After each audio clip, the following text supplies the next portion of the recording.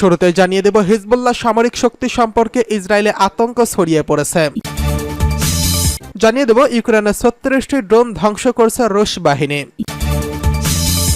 এদিকে গাজার রাস্তায় রাস্তায় চলছে তীব্র লড়াই, মুখোমুখি সংঘর্ষ। জানিয়ে দেব এশিয়ান ন্যাটো সৃষ্টির চেষ্টা, যুদ্ধ ও অস্ত্র বিক্রির মার্কিন ফন্দে। সর্বশেষ জানিয়ে দেব ইরানকে গুড়িয়ে দেওয়ার হুমকি দিল ইসরায়েল। হিজবুল্লাহ সামরিক শক্তি সম্পর্কে ইসরায়েলে আতঙ্ক ছড়িয়ে পড়েছে, এবার ধ্বংস হবে ইসরায়েল। সম্প্রতি ইহুদিবাদী ইসরায়েলের যুদ্ধবাজ প্রধানমন্ত্রী বেঞ্জামিন নেতানিয়াহু লেবাননের সর্বাত্মক আগ্রাসন শুরু করার হুমকি দেওয়ার পর হিজবুল্লাহ সামরিক শক্তি সম্পর্কে অবগত ইহুদিবাদীদের মধ্যে আতঙ্ক ছড়িয়ে পড়েছে। ইহুদিবাদী ইসরায়েলের বিরুদ্ধে লেবাননের হিজবুল্লাহর হুঁশিয়ারি, লেবাননের হিজবুল্লাহর দিকে আরব লীগের প্রত্যাবর্তন এবং লেবাননের প্রতিরোধ আন্দোলন কর্তৃক ইহুদিবাদীদের যুদ্ধ সরঞ্জাম ধ্বংসযোগ্য সহ হিজবুল্লাহ সংক্রান্ত কয়েকটি খবরের দিকে পার্স টুডের পাঠকের দৃষ্টি আকর্ষণ করছে।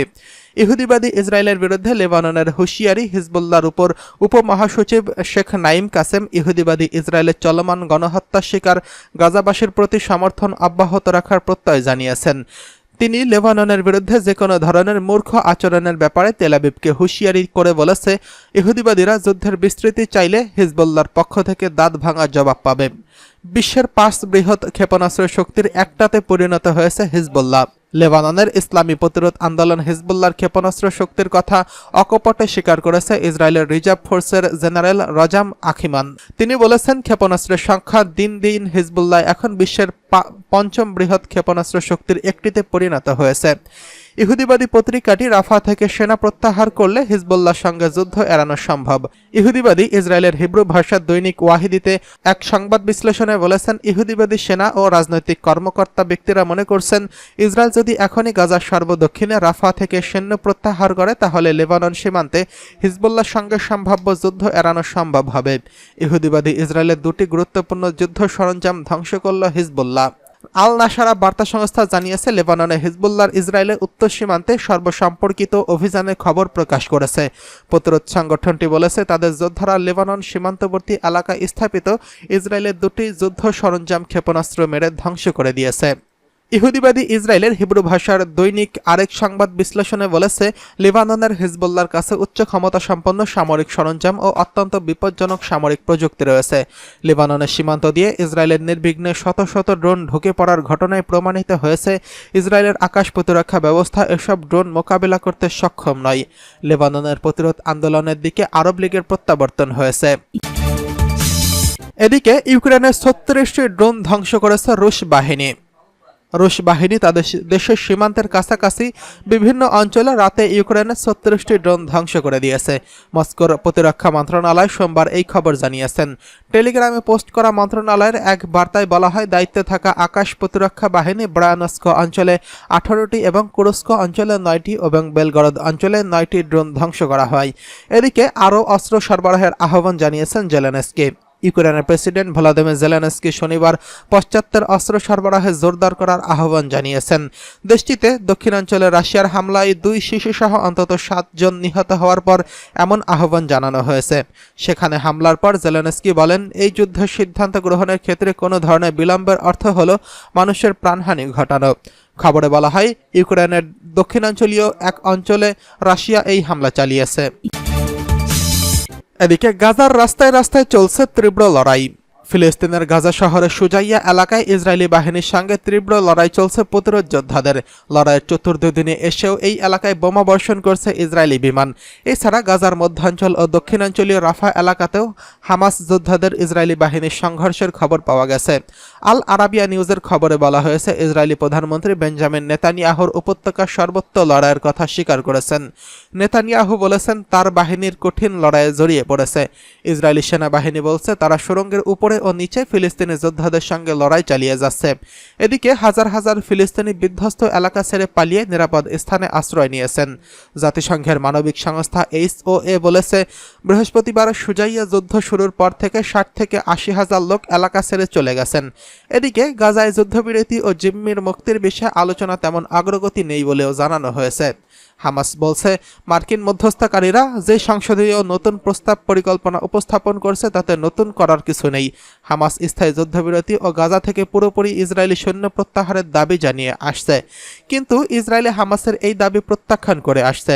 নেতানিয়াহু রোববার বলেছেন, আমাদের জিম্মি মুক্তির পথে একমাত্র বাধা হলো হামাস। এদিকে এশিয়ার ন্যাটো সৃষ্টির চেষ্টা, যুদ্ধ ও অস্ত্র বিক্রি, মার্কিন ফন্দি। উত্তর কোরিয়ার পররাষ্ট্র মন্ত্রণালয় এশিয়ার সামরিক জোট গঠনের ব্যাপারে আমেরিকা, জাপান ও দক্ষিণ কোরিয়ার প্রচেষ্টার উদ্বেগ প্রকাশ করেছে। উত্তর কোরিয়া এক বিবৃতিতে আমেরিকা ও তার এশীয় মিত্রদের ওই কর্মকাণ্ডকে অঞ্চলের স্থিতিশীলতার জন্য বিপজ্জনক বলে উল্লেখ করেছেন। উত্তর কোরিয়ার পররাষ্ট্র মন্ত্রণালয় ফ্রিডম এজ নামে পরিচালিত যুক্তরাষ্ট্র, দক্ষিণ কোরিয়া এবং জাপানের ত্রিপক্ষীয় মহড়ার নিন্দা জানিয়েছেন। ওই মহড়ায় বৃহস্পতিবার থেকে শনিবার পর্যন্ত দক্ষিণ কোরিয়ার জেজু দ্বীপের দক্ষিণে অনুষ্ঠিত হয়। উত্তর কোরিয়ার বলেছে, এই তিন দেশের মধ্যে সম্পর্ক ও কার্যক্রম ন্যাটোর এশিয়ান সংস্করণের মতো। পার্স টুডে আরও জানায়, উত্তর কোরিয়ার পররাষ্ট্র মন্ত্রণালয়ের বিবৃতিতে আরও বলা হয়েছে, আমেরিকা ও তার মিত্রদের পদক্ষেপগুলো এই অঞ্চলের জন্য হুমকি স্বরূপ। বিবৃতিতে হুঁশিয়ারি দিয়ে বলা হয়েছে, আমেরিকার নেতৃত্ব তাদের মিত্রদের সমন্বয়ে অঞ্চলের সামরিক জোট শক্তিশালী করার ঘটনাকে উপেক্ষা করা হবে না।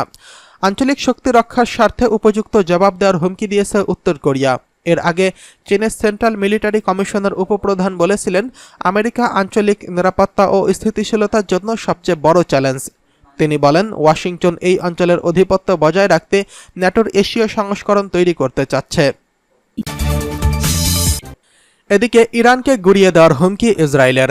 এবার ইরানকে গুড়িয়ে দেওয়ার হুঁশিয়ারি দিয়েছে ইসরায়েল। ইহুদিবাদী পররাষ্ট্রমন্ত্রী এই হুমকি দিয়েছেন।